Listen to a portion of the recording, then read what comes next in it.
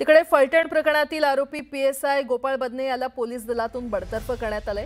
फलटण महिला डॉक्टर आत्महत्या प्रकरणात राज्य सरकारने ही मोठी कारवाई केली आहे। आरोपी पीएसआय गोपाळ बदनेचं आधी निलंबन करण्यात आलं होतं, आता त्याला सेवेतून बडतर्फ करण्यात आले।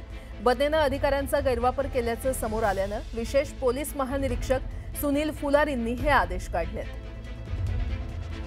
दरम्यान गोपाळ बदनेवर बडतर्फची कारवाई ही न्यायाची पहिली पायरी असल्याची प्रतिक्रिया पीडित डॉक्टरच्या भावानं दिली आहे।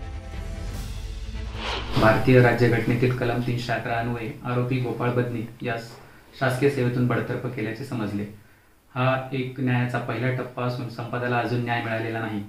ही कारवाई विशेष पोलीस महानिरीक्षक सुनील फुलारी सर यांनी केली आहे। मी त्यांना विनंती करतो की त्यासहितच इतर सर्व सहआरोपींनाही लवकरात लवकर सेवेतून बडतर्फ करावे।